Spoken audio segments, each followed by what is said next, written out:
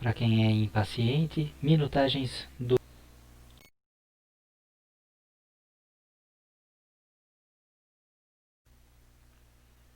Muito bem, então, pessoal, vamos lá. Começando aqui, a gente precisa sempre estar com o servidor do Uniserver carregado. E agora, no segundo ano, não basta só a configuração do Apache estar ligada. Você precisa também do MySQL, tá? Então, inicia parte do SQL também para que a gente possa mexer com o banco de dados. Lembrando, se não ficar verdinho, verifica se o diretório onde você colocou o Uniserver ele não pode ter espaço. Então, por exemplo, se você colocar lá o diretório c:/inversa aula espaço web e colocar o seu Uniserver lá dentro, não vai funcionar, tá? Tem que ser um nome sem espaços. Por isso não dá para colocar no mesmo documentos, uma série de outros diretórios aí que você pode querer utilizar dentro do Windows, não funciona. Coloque em um diretório realmente de preferência com um nome curto para facilitar e que não tenha espaços. Tudo bem?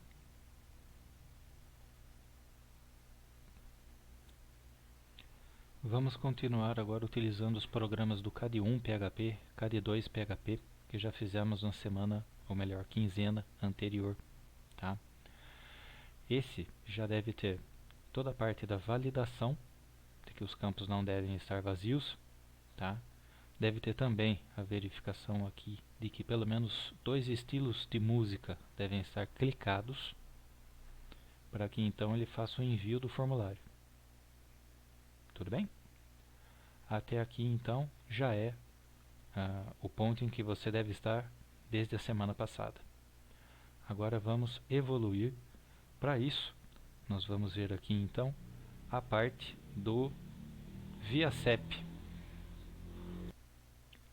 Acessando então o site do ViaCep, você vai ter aqui tudo muito bem explicadinho.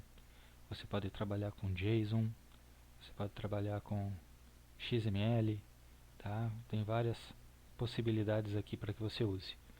Exemplo então da pesquisa, você vai chamar lá no seu JavaScript, você vai chamar a URL do viacep.com.br /ws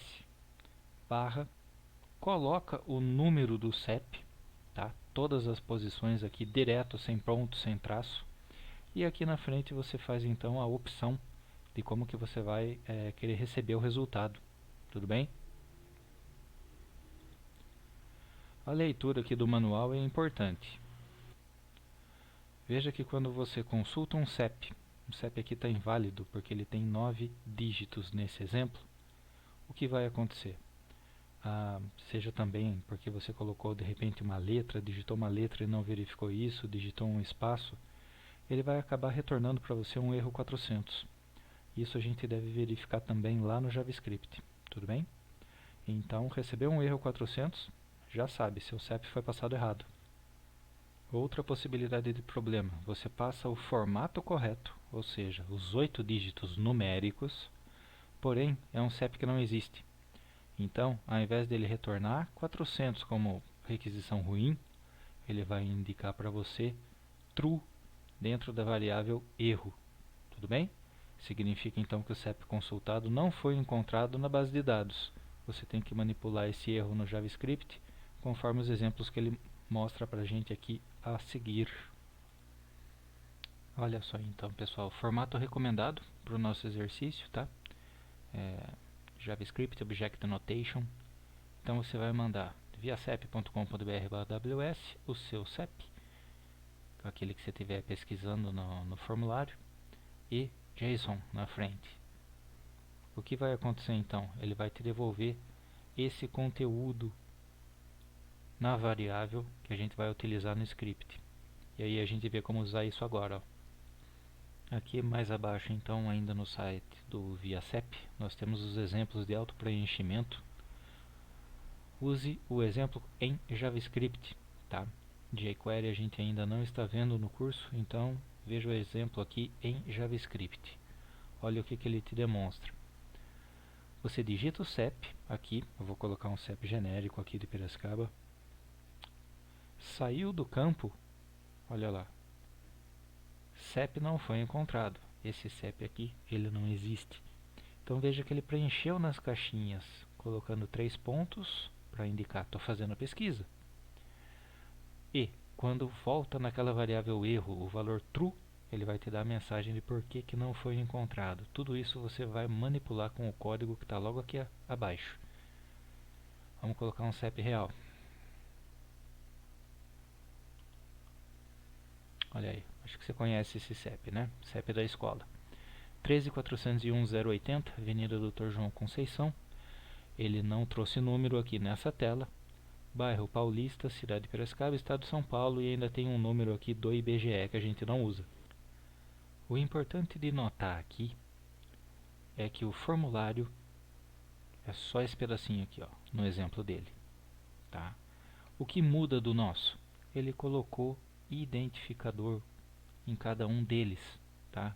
Cada campo, apesar de já ter o name de acordo com o seu conteúdo, ele colocou também um ID para que ele pudesse usar isso mais facilmente no JavaScript, tudo bem? Então perceba que esse ID identifica o campo rua da mesma forma, e aí então, mais aqui em cima, ele usa de várias formas isso. Vamos ver. Então perceba aqui a utilização do JavaScript, pegando os elementos do formulário pelo identificador, tá? Então olha, o ID da rua vai pegar aquele campo do formulário sobre rua, bairro, cidade e UF, unidade da federação, tá? A gente chama de estado, mas na verdade o nome correto é UF.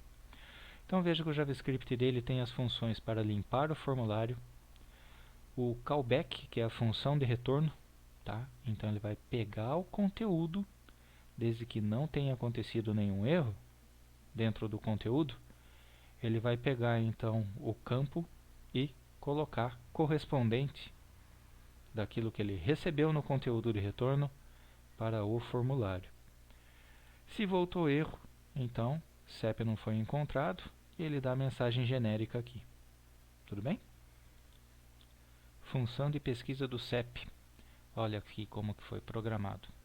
A variável de CEP só vai aceitar dígitos, então ele usa aqui uma coisa um pouco mais avançada que a gente ainda não tratou especificamente no curso, mas então ele troca alguns caracteres aqui por nada, ou seja, se você colocar pontos, se você colocar espaço, esse tipo de coisa, ele vai retirar.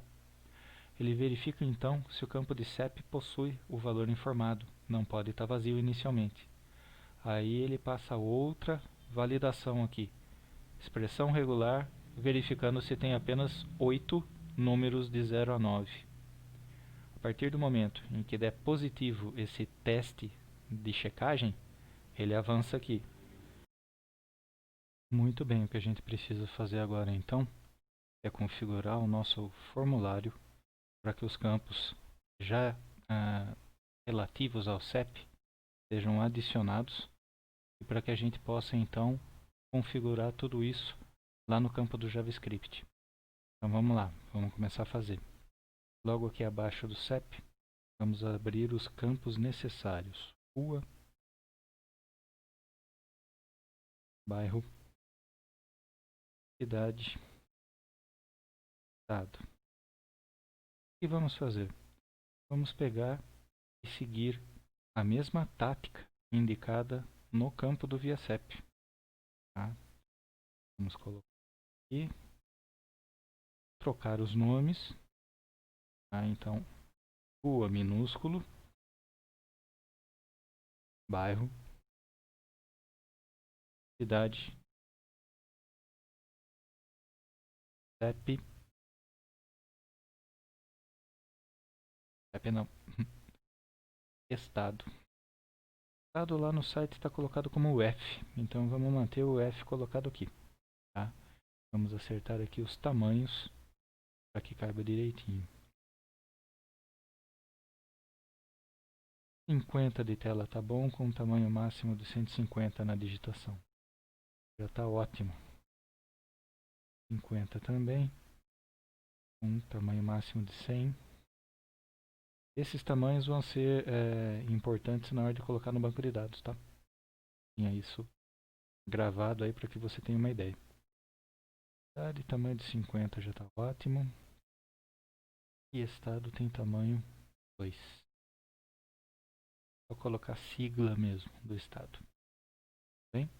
Então essa inicialmente é a alteração necessária para que o campo apareça na tela. Agora, para que ele funcione dentro do script do ViaSep, a gente precisa colocar também os identificadores. Tudo bem? Lembra do identificador. Então vamos lá. ID do CEP.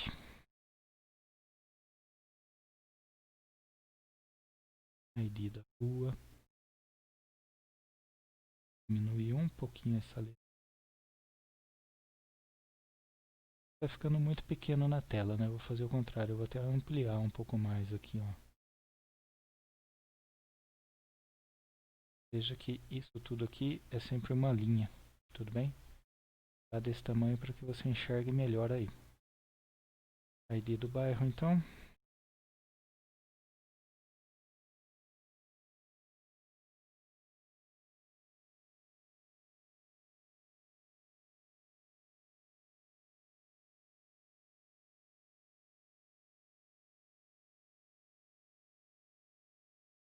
Tudo bem? Então esses são os novos campos que a gente acabou de adicionar no formulário. Agora que você já viu, deixa eu voltar um pouquinho aqui o zoom. A gente possa ter uma visão geral dele aqui. Então temos os campos do CEP, rua, bairro, cidade e o F. Todos eles têm ID com o mesmo nome, tudo bem? Então agora começa a parte que realmente é um pouquinho mais complicado. Tá? No campo CEP a gente vai colocar um adicional aqui. OnBlur significa que quando você sair de dentro do campo, ou seja, você está digitando ali e aperta Tab e vai para o próximo campo, ou então clica fora do campo com o mouse em qualquer outra posição, ele vai disparar então o JavaScript que vai ser colocado aqui dentro. Vamos seguir o mesmo nome sugerido no site do Pesquisa CEP. Tá? Então, ó, CEP, abre e fecha parênteses, e aqui dentro coloca a palavra reservada, this.value. O que significa isso? Eu vou passar este campo, só que este campo eu quero passar apenas o valor, ou seja, ele vai passar o CEP que está digitado para dentro do Pesquisa CEP. Tudo bem? Que a gente já vai fazer em JavaScript. Isso aqui é o início da automação do campo. Bem? É fundamental colocar isso aqui. Esse é um blur colocado, então agora a gente vai para a parte que eu tenho certeza que a maior parte da galera vai tentar fazer. Dar um belo de um recorta-cola no código de exemplo lá do site do ViaSep e puxar aqui para a gente. Vamos lá? Muito bem, então, no site do ViaSep, vamos pegar a função pesquisa CEP. Tá? Marca a função inteira, puxa ela aqui com copiar. Vamos lá na telinha do Sublime. Telinha do Sublime. Lá na parte de JavaScript você já tem a sua função válida. Tá? Aqui embaixo, ó. Depois do término da função válida, mas ainda dentro da parte de script. E você cola o código todo aqui. Só é uma questão agora de alinhar aqui dentro do código. Beleza. A função do pesquisa CEP já está aí. Porém, perceba que a função pesquisa CEP utiliza outras duas funções aqui feitas pelo próprio ViaSep. Limpa formulário CEP, copiar ela de lá também, e ele utiliza uma função aqui, ó, callback. Tá? Então a gente vai ter que copiar esta também. Vamos lá. Volta então ao site do ViaSep. E aqui em cima você encontra essas duas funções. Ó.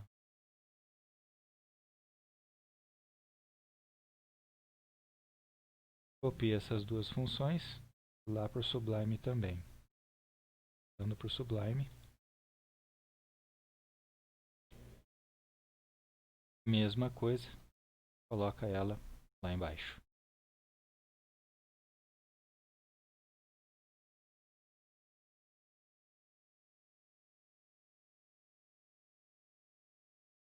Vamos fazer aqui alguns ajustes, tá? A gente não tem esse código do IBGE aqui, não pode tirar isso, não vamos precisar.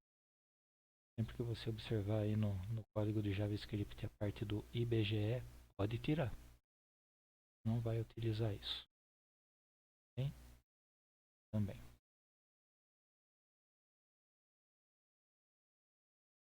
Certo? Basicamente é isso.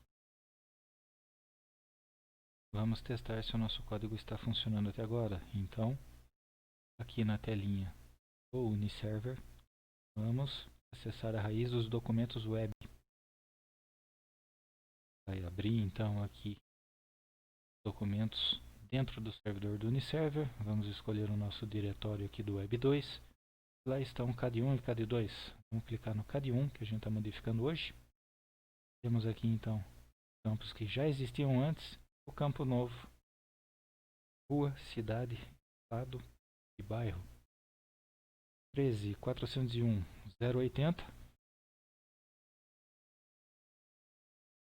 E olha aí, completou bonitinho.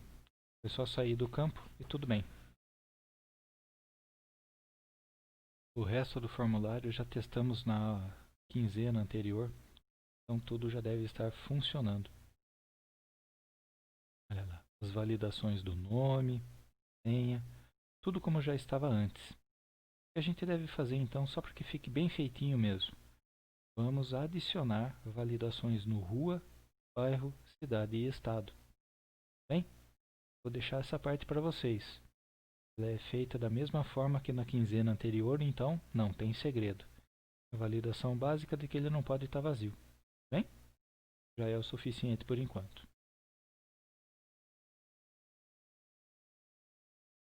Parte agora do CAD2, ele precisa ser readequado para os campos novos de rua, bairro, cidade e estado que estão chegando. Eles também precisam ser colocados na tela e também precisam ser salvos na seção. Então, vamos lá. Colocar na tela é simples, eu vou fazer aqui o primeiro. Logo depois aqui do campo do CEP. Copiar dele. E aqui, então, rua. Vai receber o campo, rua. Mesma coisa, vamos fazer para os outros.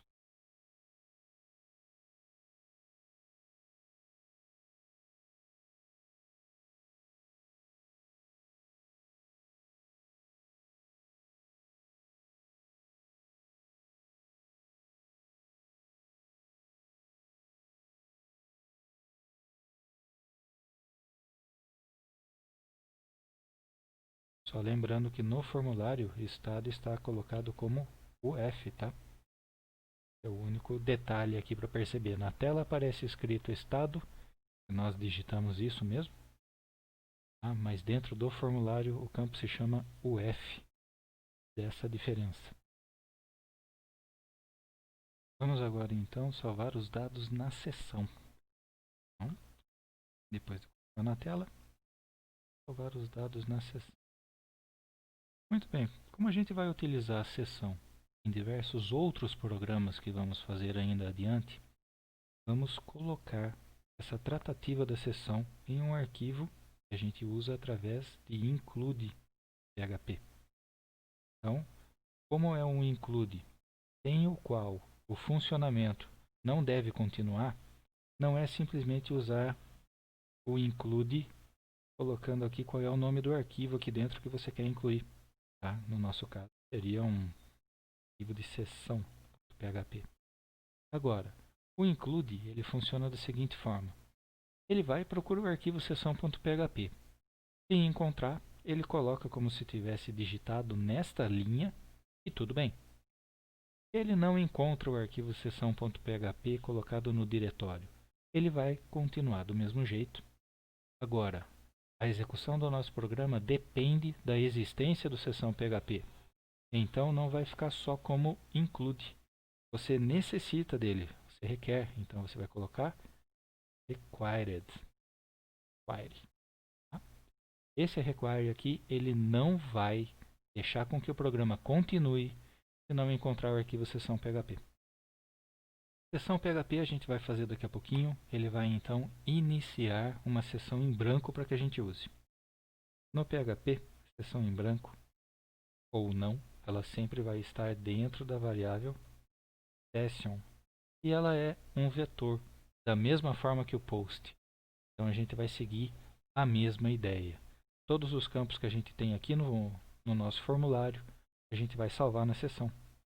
Então, aquilo que veio do post vai ser colocado dentro do session. É simples assim e a gente vai receber então todos os valores do post, colocando cada um deles dentro de uma outra posição no session. Bem? Vamos lá. Para isso, vamos duplicar essa linha aqui várias vezes. A gente vai utilizar a mesma estrutura, porém os nomes dos campos vão mudar. Vamos lá. Vamos pegar os nomes de campo então um por um. Nome vai receber nome. Então olha só qual é a ideia. O conteúdo do campo nome no formulário que foi enviado através do método post, ele vai ser então colocado dentro do session e para facilitar a sua vida, siga esse padrão. Coloque sempre no mesmo nome de campo, tá? Por acaso aqui é nome mesmo, mas vamos ver o próximo, ó. Senha, vai pegar senha. Sexo do campo, tá? E assim vamos fazendo um por um.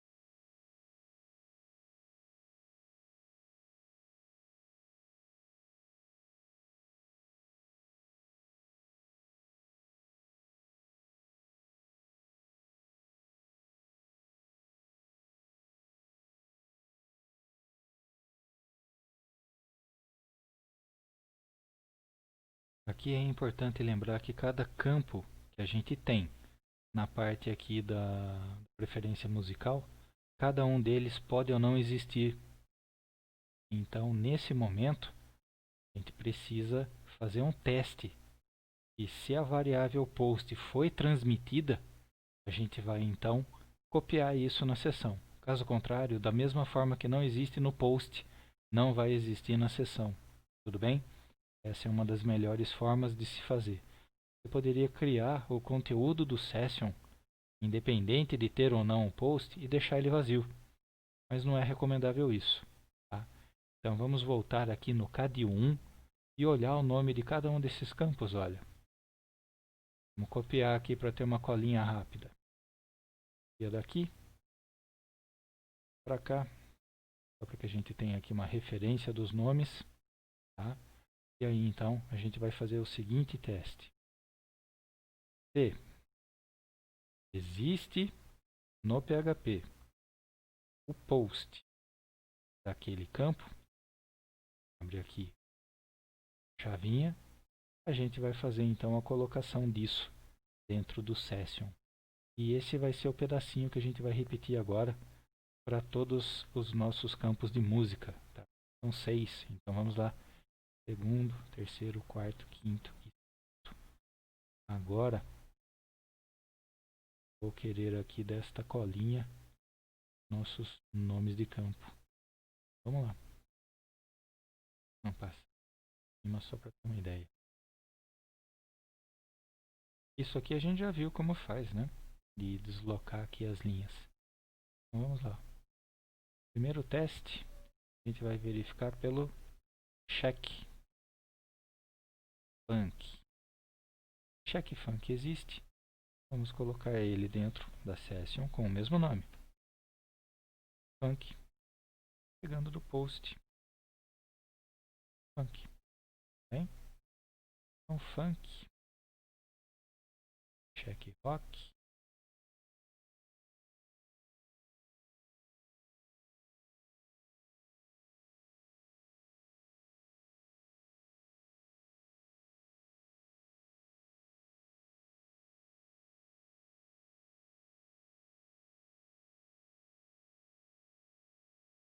Essas linhas que a gente puxou só para ter uma referência dos nomes, elas estão inclusive em JavaScript, né?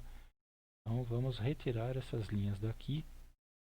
Elas estão até com cor diferente. A gente não precisa mais, a gente só quer saber o nome dos campos. Depois do check clássico a gente tem o check seju.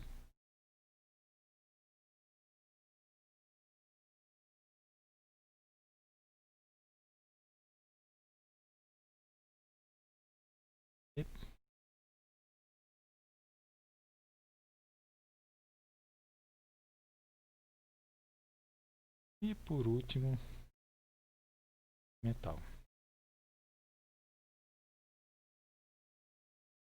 Opa.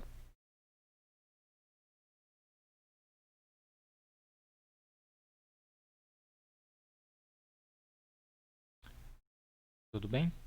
Aqui então a gente já fez a passagem dos dados do post, do formulário que foi recebido aqui no CAD2.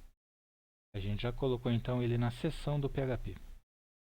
Deixa eu fazer de novo aqui como que seria então o nosso arquivinho de seção.php. Vou fazer do zero para que a gente se veja novamente aqui.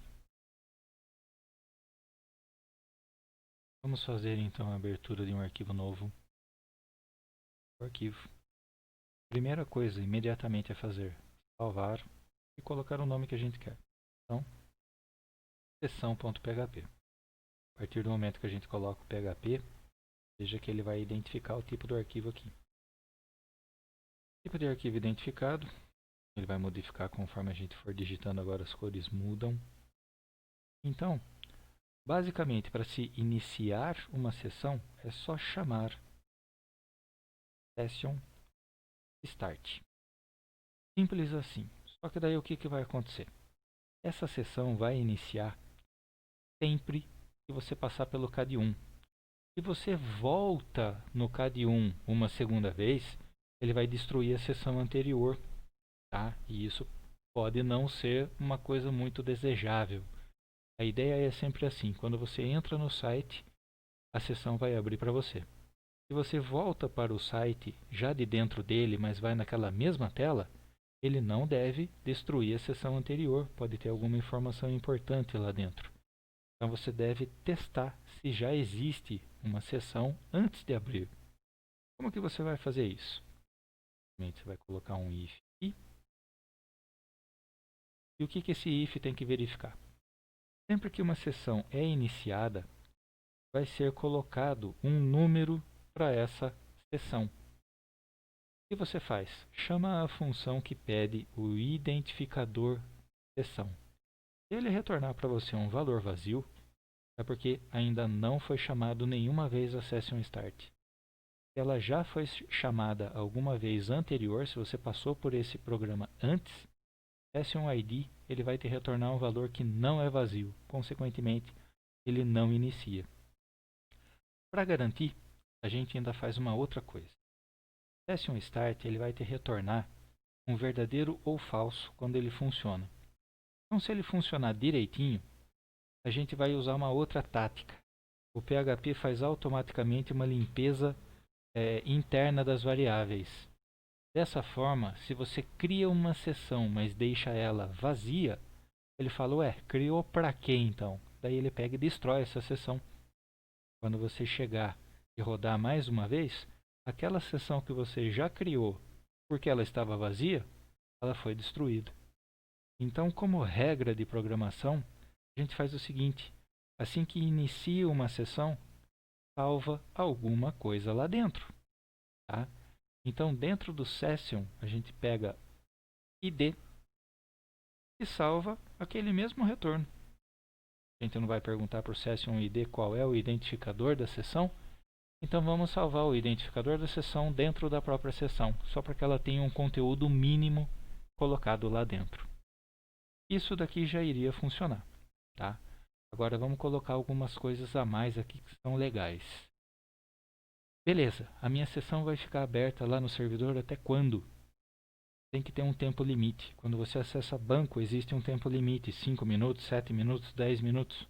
Você pode regular isso chamando a função session cache expire. O que ela vai fazer? Ela tem uma regulagem aqui em minutos. Se você colocar 15 minutos, é o tempo que a sua sessão sobrevive no servidor. Então, se você está utilizando o sistema, sai, toma uma água, volta e dentro de 15 minutos transmite novamente uma tela, o sistema vai manter a sua sessão aberta. Mas, se você se ausentar do computador por mais de 15 minutos, ele por segurança vai destruir tudo que está lá. Bem?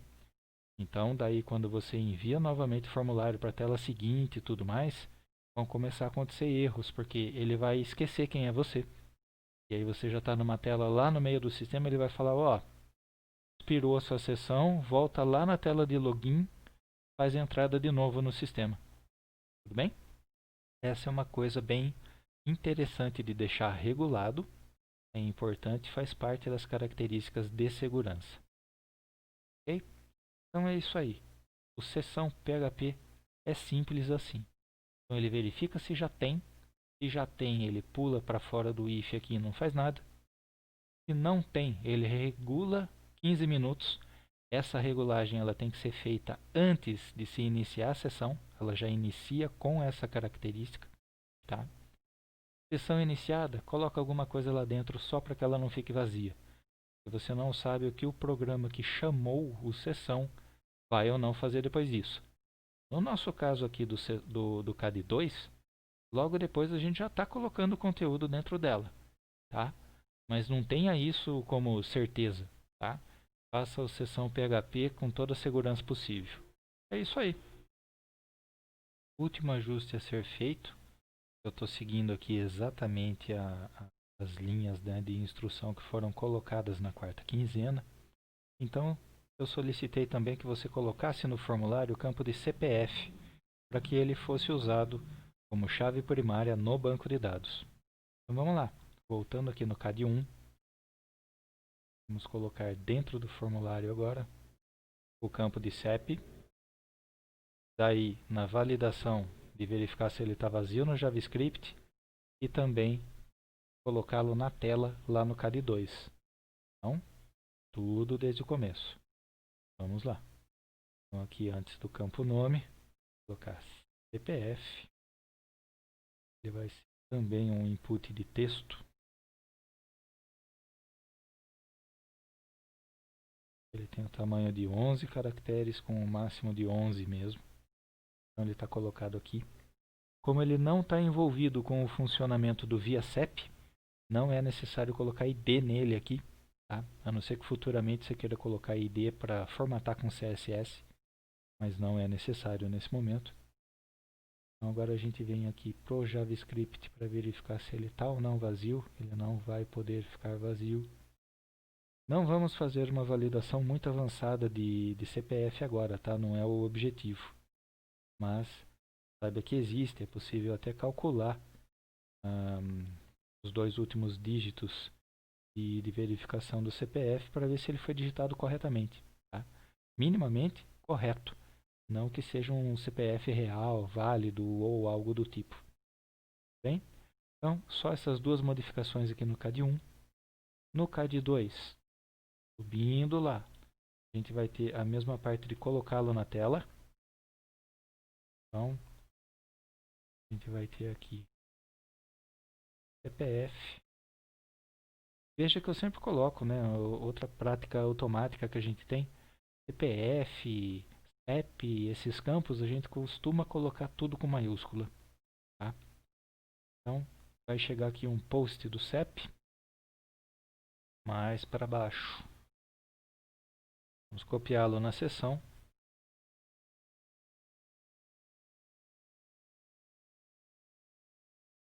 E pronto. Já temos todas as informações necessárias para que agora a gente faça parte do banco de dados. Ok? Parte do banco de dados, então. Vamos fazer desde o começo.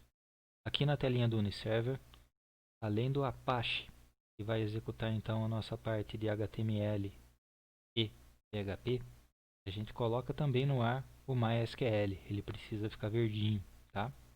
Com o MySQL verdinho, a gente clica aqui então no phpMyAdmin e vai começar a fazer então a parte do banco de dados. Vamos lá. Voltando para o Chrome, iniciando aqui o phpMyAdmin, ele vai carregar e trazer para você os bancos de dados que você já tem. Vamos fazer um banco de dados novo, tá? Desde o começo mesmo.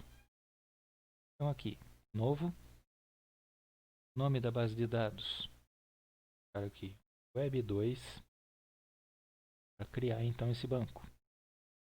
Base Web2 criada, ela está aqui então. Veja que ela está sem nenhuma tabela. No nosso cadastro aqui, estamos inicialmente cadastrando só de exemplo algumas pessoas. O cadastro está incompleto, tá? Mas enfim, são campos iniciais para que a gente experimente formulário e a parte do PHP. Vamos lá então. Estamos cadastrando pessoa. Quantos campos temos? São mais de 4. Vamos colocar aqui uns 15 campos. Não chega a tanto, mas pelo menos a gente já sabe, já tem aí espaço para colocar. Ele pensa um bom tanto. E beleza, abriu aqui então. Nome da tabela, pessoa. Se você precisar ainda assim colocar novas colunas no banco de dados, clica aqui, adicionar quantas colunas você quiser e pede para executar. Então vamos lá, vamos seguir a mesma ordem com a qual a gente faz o nosso formulário, tá? Recomendo que você faça sempre isso para não se perder aí na hora de criar os campos. Então vamos lá. Mesmos padrões. CPF maiúsculo. O CPF, apesar de ser um campo numérico, a gente não vai fazer nenhum tipo de conta matemática com ele. A gente não vai somar, dividir, não vai fazer nada disso. Ele é uma sequência numérica, mas ele não vai sofrer nenhum tipo de aritmética. Consequentemente, vamos tratá-lo como sendo texto.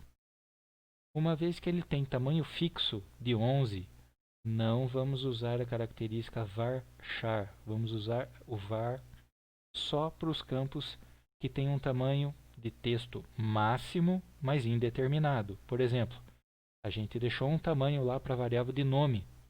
Tem pessoas que têm nome curtinho e tem pessoas que têm nome bem grande. Vai até o limite que estiver estabelecido, tá? Então, no nosso caso aqui da variável de CPF, a gente vai utilizar char. Os números serão tratados como caracteres, pura e simplesmente. Char de tamanho 11. E agora, trazendo um pouquinho a tela para cá, olha, a gente vê que tem a característica de índice. Eu pedi para que fosse adicionado o CPF, para que a gente possa declarar o CPF como chave primária. Você já deve lembrar isso do banco de dados 1. Chave primária significa é o identificador da informação daquela tabela do banco de dados, não pode estar vazio e não pode estar duplicado. Tá? Como essa coluna atua sozinha, então o CPF de char já pede aqui para executar. Vai aparecer aqui embaixo que ele foi aceito como chave primária. Tudo bem? É isso que a gente precisa fazer para essa coluna do CPF. Próximo, nome. Minúsculo, né? Nome. Nome colocado, ele tem aquela característica de uma quantidade indeterminada de caracteres. Você não sabe qual é o tamanho dos nomes que serão então fornecidos para o seu sistema. Porém, você puxa a característica que colocou lá no CAD1, lá no formulário do HTML. A gente disse então que nome teria na tela um tamanho máximo de 40. Tá?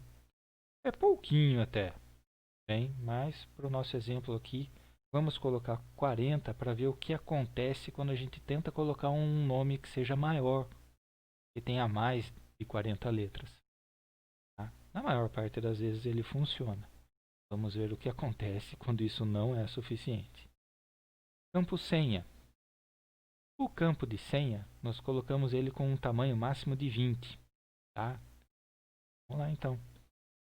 Varchar na senha, 20.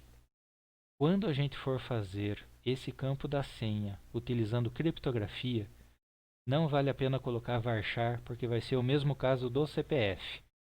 Ele vai ter um tamanho fixo conforme a criptografia que for utilizada. Mas por enquanto, vamos manter ele com 20 mesmo. Já tá bom. Poucas pessoas usam mais de 20 caracteres como senha. Então já serve. Campo do sexo, ele tem sempre uma única letra. Então, char. Não é para colocar varchar nesse caso. Ah, professor, mas funciona. Sim, funciona, mas desperdiça recurso do banco de dados. Tá? Então, faça as coisas de forma que consuma o mínimo recurso possível do seu servidor. Depois do campo de sexo, temos então CEP. Lá. Campo CEP, mesmo caso do CPF, ele é char porque ele tem um tamanho fixo, 8 caracteres. Próximo campo, rua, varchar, e lá a gente colocou 150. Bairro, colocamos char 50. Cidade, varchar 50. Estado. Aparece na tela escrito estado, mas todos os nossos programas estão com UF. Então vamos manter o UF, que é a parte interna do sistema. Não é varchar, é char. 2 de tamanho. Suficiente. Altura e peso. Altura. E aqui sim, altura e peso, além de ter decimais, eles podem ser utilizados para a questão de cálculo. Então veja que aqui o tipo int não vai servir, tá? Porque ele vai considerar que você tem 1 metro, 2 metros de altura, 1,5 m não dá, 1,80 m não dá, então o tipo int não vai funcionar aqui. A gente precisa escolher algum desses tipos numéricos, mas que não sejam inteiros, tudo bem? Parando o mouse em cima aqui, ele apresenta para a gente na tela a regulagem, né, tudo que pode ser feito com o campo. Como eu estou fazendo aqui a gravação de tela, eu estou verificando que o que eu modifico aqui com o mouse não está aparecendo na gravação. Mas quando você for utilizar isso, escolha aqui, por exemplo, ó, o tipo decimal. Ele fala que é um número com ponto fixo, então você vai ter mantissa e decimal. Tá? Quantidade de dígitos, o padrão é 10, e o número máximo de decimais é de 30, por padrão 0. Então cuidado, se você não especificar quanto que você quer de decimal, ele não vai colocar nada. Bem? Então vamos lá. A altura de uma pessoa normalmente é dada em metro e aí então quantos centímetros a mais. Então, por exemplo, 1,80. Como que eu vou fazer isso daqui então?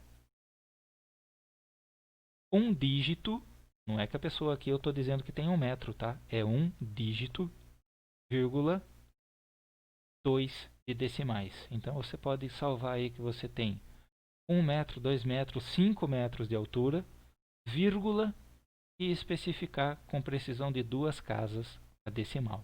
Tudo bem? Então um decimal de 1,2. Peso.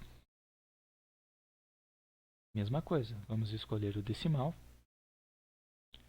E aí então vamos fazer como?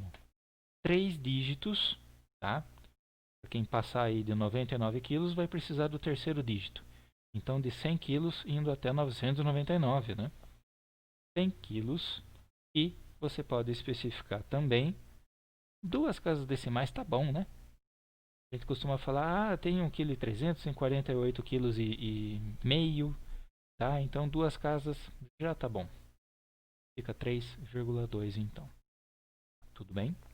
Essa parte aqui tem que tomar cuidado, porque senão depois você tenta fazer pelo próprio banco de dados algumas contas, como por exemplo, não é por padrão que a gente mantém dados que possa ser calculado. Então, por exemplo, com peso e altura, você consegue calcular o índice de massa corporal da pessoa. Com o índice de massa corporal como resultado de um cálculo, você nunca deve deixar no banco de dados um campo IMC. Por quê? Porque você calcula ele na hora que você quiser. Nessa situação, então, o banco de dados precisa ter os componentes do cálculo, né? Os argumentos que ele vai usar para achar o IMC, ele tem que ter, então, como número de verdade. Tá? Prosseguindo agora, os tipos de música. E agora? Lembre-se que a gente colocou os tipos de música como caixinhas de checkbox. A pessoa pode ou não marcar cada uma delas. Mas e aqui no banco de dados?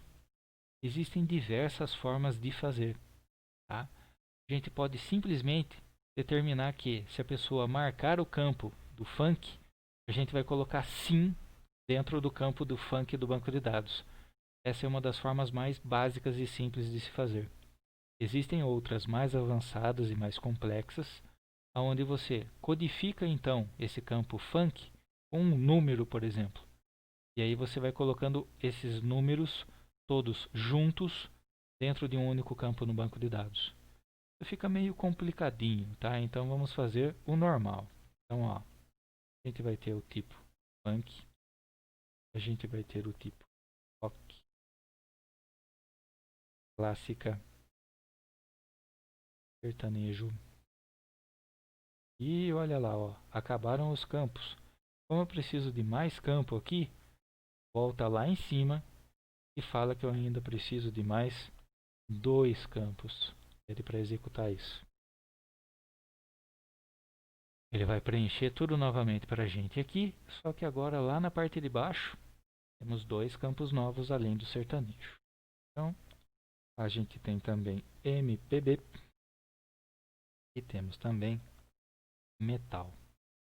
Só que esses campos eles vão ser do tipo sim, eu escolhi, ou não, eu não escolhi. Então, o tipo dele é char com 1 de tamanho. Entendeu a lógica? Char e 1 de tamanho, char e 1 de tamanho, para todos eles, tá?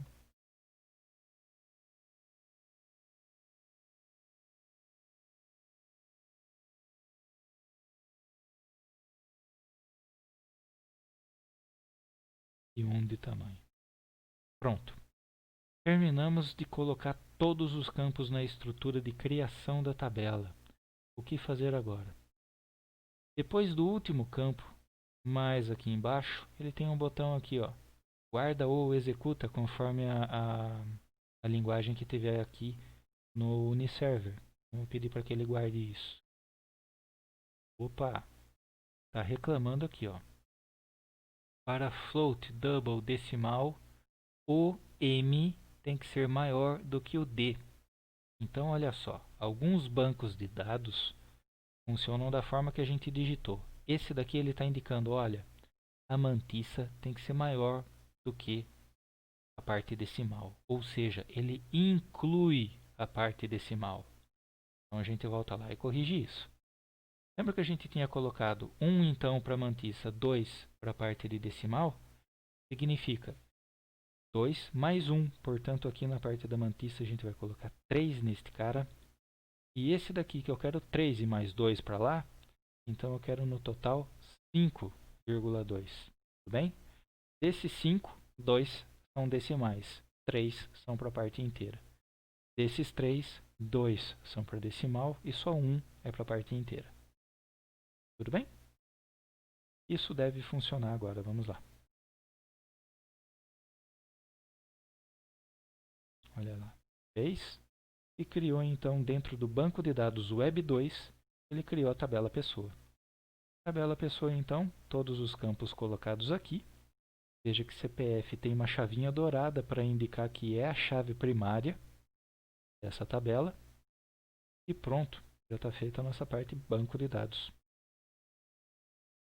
Muito bem, agora então que nós já temos o CAD1 com todos os campos colocados, consultando o ViaCep para trazer as informações do endereço, temos aqui o CAD2 já adaptado para receber todas essas informações também, CPF também. Já está salvando na sessão, já fizemos o nosso banco de dados e então agora vamos programar o CAD2 para que ele salve essas informações dentro do banco de dados. Bem, chegou finalmente a hora de utilizar todas aquelas funções do MySQL para que a gente possa então fazer comunicação com o banco de dados. Para isso, nós vamos montar, antes de mais nada, um SQL que vai ser enviado para o banco de dados. Como você já deve saber do banco de dados 1, o SQL ele tem 4 funções básicas. Select vai buscar informação dentro do banco de dados. Insert, obviamente, vai inserir.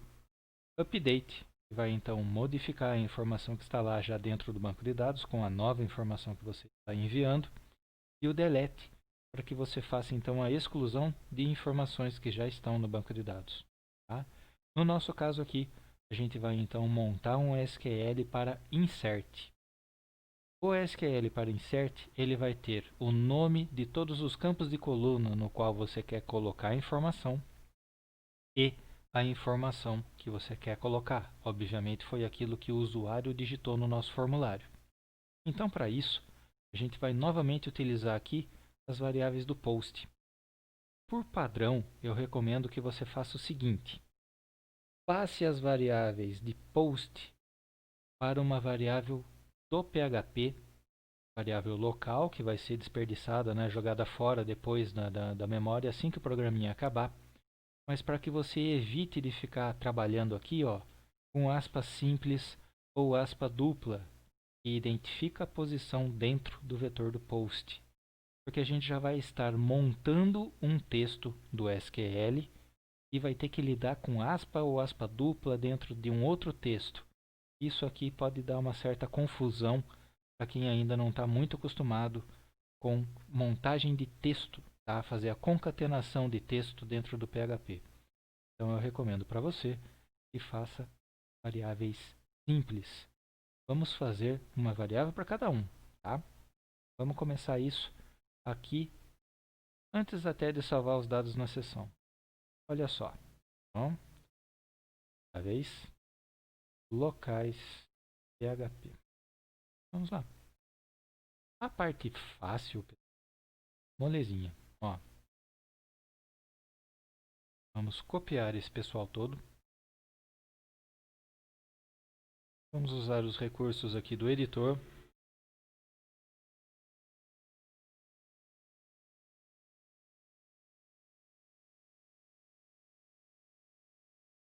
Vamos apagar esses caracteres aqui, ó. E depois apagar esse complementozinho aqui que falta.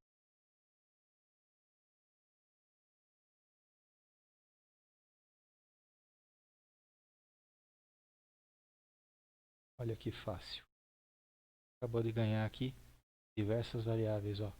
E lembre, PHP também tem diferenciação de maiúscula e minúscula. Então, se a gente colocou lá no formulário CPF, CEP são maiúsculos, recomendo que você siga colocando aqui igual. Tudo bem? Está feito então a maior parte das variáveis e outras que estão faltando. Aquelas que são condicionais aqui do check funk e todos os outros estilos de música. Porém, lembre que a gente montou o banco de dados esperando receber um char dizendo sim ou não. Então, essa é a hora de dizer aqui como que isso vai ficar. Olha só, vamos usar uma coisinha malandra aqui.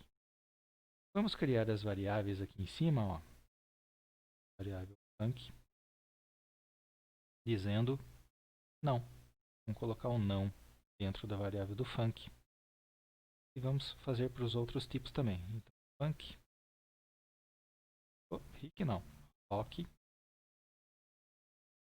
Depois do rock, clássica, sertanejo, MPB e metal. Vamos lá.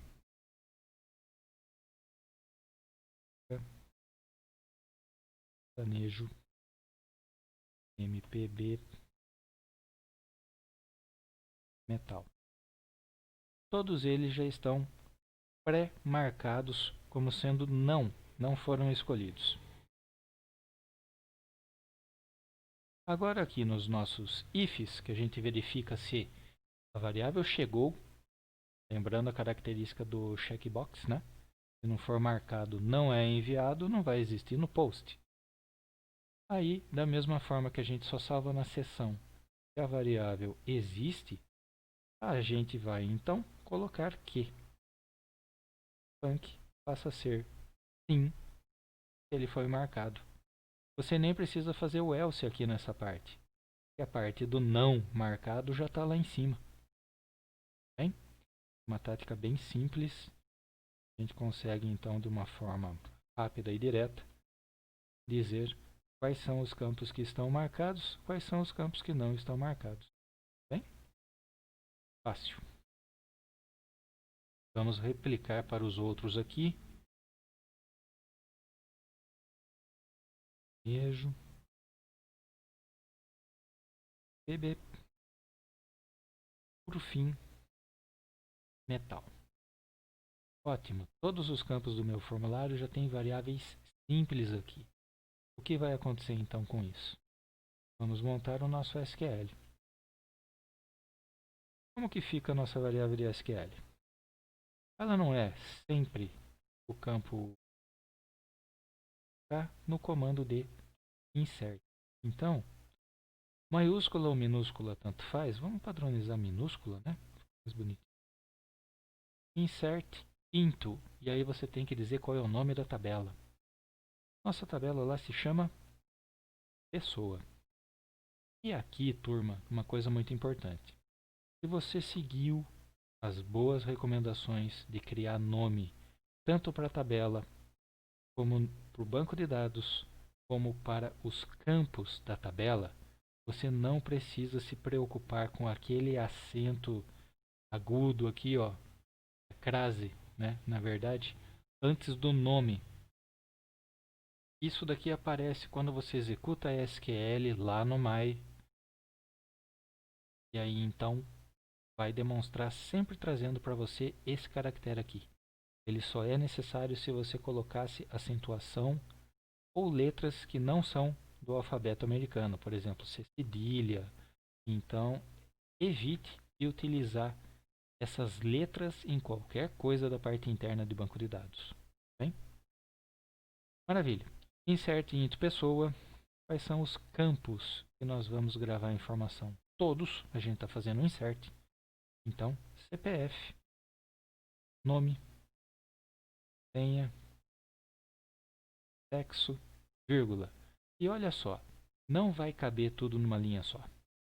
Então, eu não vou fechar parênteses aqui nessa linha. Vai ficar para a próxima. Como que eu faço? Fecho o texto do SQL, coloco ponto e vírgula para fechar a linha do PHP. Venho aqui e digo que o SQL está continuando. Eu ponho um pontinho antes do igual. A partir desse momento, então, eu estou continuando a mesma linha de cima. Depois, então, do campo sexo, nós temos o campo CEP. Lembre de colocar maiúscula e minúscula de acordo também, hein?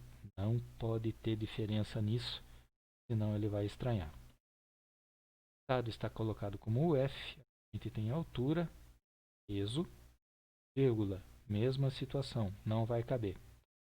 Fechou o texto, e vírgula, para SQL ponto igual, e vamos continuar aqui.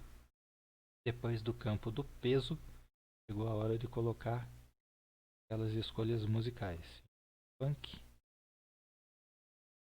clássica, sertanejo, MPB e metal. Maravilha! Esses são os campos que vão receber informação. Então todos eles foram especificados. Acabou o nosso SQL? Não, ele continua aqui ainda. SQL ponto igual. E agora vamos colocar o quê? Esses são os campos que vão receber os seguintes valores. Então olha aí, values. Vamos até deixar uma outra linha separada aqui para ficar bem evidente o que a gente está fazendo. Agora novamente, ó, parênteses. E vamos começar a colocar os valores a serem transmitidos. Gente, aqui é a hora em que fica fácil. partir do momento que a gente usou os mesmos nomes de variável, simples. Botãozinho do CPF, botão do nome, senha, sexo. Ó, tá cabendo? Não tem problema nenhum, tá? Pode continuar. CEP, rua, bairro. Opa, chegou meio no final. Tudo bem. Fecha aí. E continua lá. Bairro. Cidade. UF. Altura. Peso. Mais uma vez vai acabar. Então, continua a linha de baixo. Depois de peso. Tanque. Clássica. E assim vai.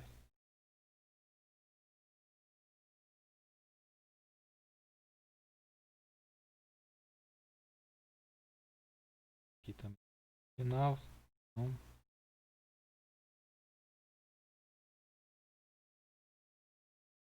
ponto e vírgula no final. Só lembrando uma coisa, tá? Este ponto e vírgula, ele é para a linha que está sendo feita aqui no PHP. Não confunda quando você for fazer um SQL múltiplo, várias linhas colocadas de uma vez só, daí você vai colocar ponto e vírgula aqui dentro da parte das aspas, tá bem? Deve lembrar isso do Web 1. Muito bem. Feito isso, agora abrir comunicação com o banco de dados e mandar o SQL para lá, certo? Seguindo a mesma tática então da sessão, vamos colocar aqui não um include, mas um require e conexão ao banco de dados. Então, vamos lá.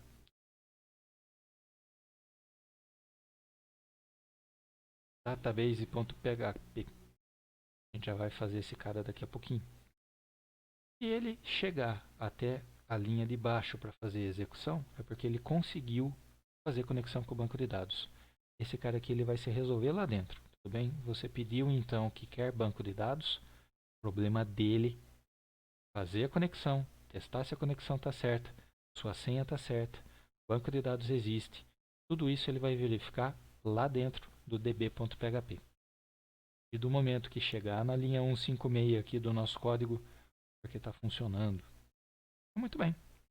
Conexão criada, a gente vai ter lá dentro do db.php alguns padrões. Dentro da variável link, vai voltar a conexão que o computador recebeu do banco de dados. E é essa então que a gente vai utilizar para mandar. Como o nosso SQL está pronto, a gente vai utilizar a função de mysql i underline query, onde a gente então manda um SQL dentro de um link já existente.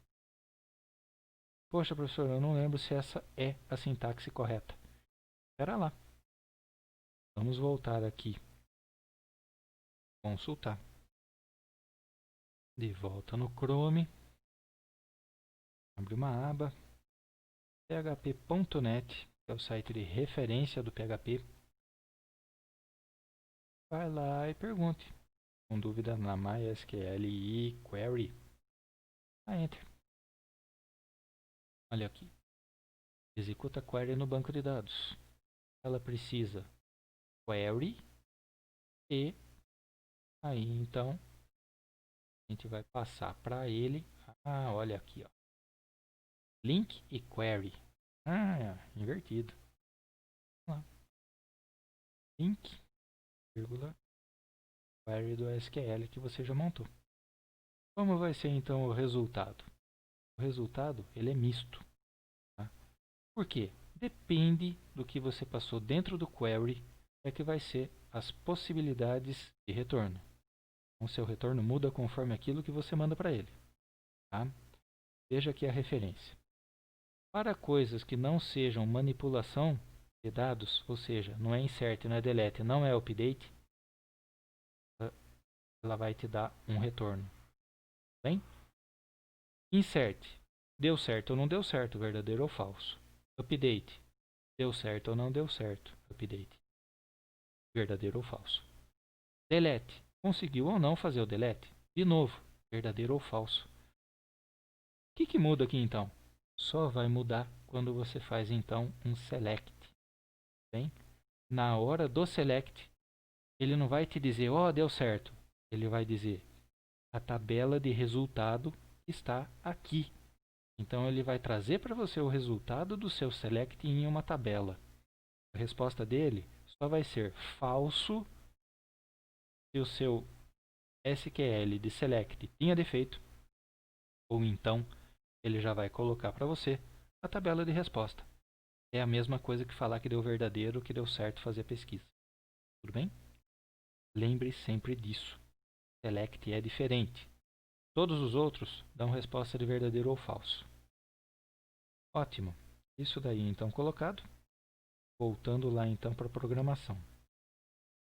E o Chrome voltando para o Sublime. O que acontece dessa vez então? Bom, você vai mandar o SQL para lá através da função do query. Não é um comando só assim. Você precisa testar se deu certo. Então, if MySQL do query, jogando dentro do link que já está aberto, o SQL que montou, certo? Vamos simplesmente colocar agora na tela, cadastro efetuado, vírgula. Mas e se ele retornar falso? Algum erro aconteceu. O banco de dados. Existe também, dentro da parte do MySQL i, uma funçãozinha que vai te retornar qual foi o defeito acontecido dentro do banco de dados. Existe uma infinidade de erros possíveis, então não vou nem tentar cobrir todos eles aqui. Bem? Mas saiba que é possível que você traga através de uma função do MySQL o retorno já em formato de texto, mas infelizmente em inglês, do que foi que aconteceu lá dentro do banco de dados. Vamos então colocar também aqui banco de dados, ó. Um erro no banco de dados, pontos. E aqui então a gente vai concatenar e underline.